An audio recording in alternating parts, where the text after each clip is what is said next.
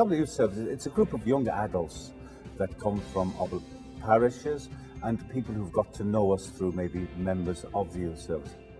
Father Peter Klukas started bringing groups of young people out to Lourdes back in the early 80s. I think 1981 was the first time. In 1987 was the first organised youth group travelling out to Lourdes. Invalids and able-bodied people from the Anglo-Irish province travel out for 5 days every September. We generally bring 120 invalids, or guests as we like to call them, and obviously there has to be quite a number of volunteers who travel out to look after them. The Oblate Youth Service, which is 100 young people, all volunteers from England, Ireland, Scotland and Wales, who travel out to devote those 5 days to the care of the invalids.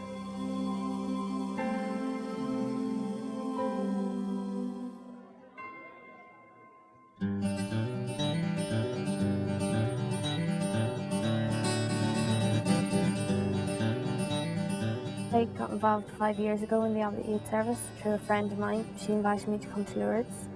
I enjoyed the experiences and I enjoyed helping out and I enjoyed the interaction with the different people and just the general banter with everyone. It's a really good experience and I would recommend anyone to come along and do it. You make friends that will be your friends for the rest of your life because you have the shared common interest. Everybody is just so nice. We all get on like a house on fire. It's amazing how everybody can just pull together. Father Klukas would say that we are a big family, and like I've been with the group, some of them who've been here for 6, 10 years, all the way down to like my first year, and you feel like the family straight away. When I walked into Dublin Airport, I was completely taken aback. These were ordinary lads and girls, and they were willing to spend more than a week helping elderly people and, you know, really care for these people. And that really struck me as this must be something unique. I think it makes you develop as a person, and it's a very enriching experience. The 300 people that I have encountered as volunteers in the youth service over the last 10 years, I've never met one that has said, you know, next year I don't want to come back. It's always the opposite.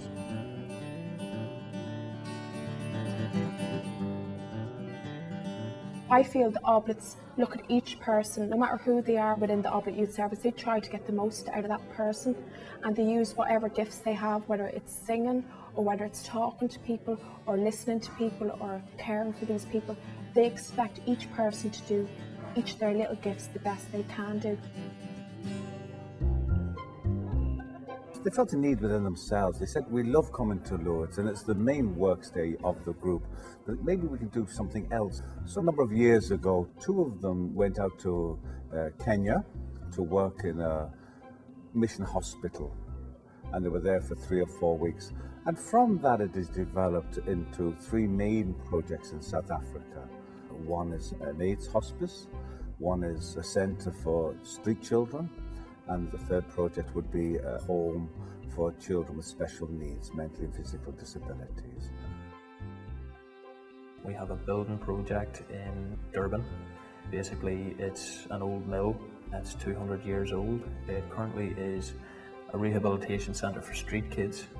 The first time we went out there, they had no running water, they had very little lighting. I think they had 1 electric light working in the hall. We built them a shower block, we provided electricity, heat, light. We painted the place, we just made it generally a more pleasant place to be.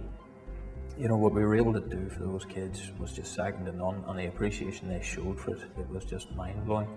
We have been back twice since, just to make the place safe and to make sure that there's going to be a home for those children for the next 50 years.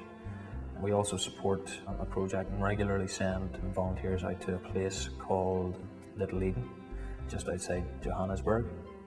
It's a home for physically and mentally handicapped children. The work that's done there is fantastic. The people that come to Lourdes think that the youth service is just about Lourdes, but we're not. And we have been doing these other projects in Africa, and only then they kind of appreciate that, you know, what we're doing, and then support us financially as well as volunteering to go out and help to maintain the project and hopefully see it to completion. All the kids out in the farm actually got quite attached to us, and found it very, very hard to say goodbye to us after the 6 weeks. There was a few tears shed on the way out, but they get so much hope and they get so much enjoyment out of having us there, because they know that we're there because we want to be there, and it's a fantastic centre. And I would hate to think of what would happen to some of them kids if they didn't have Little Eden to go to.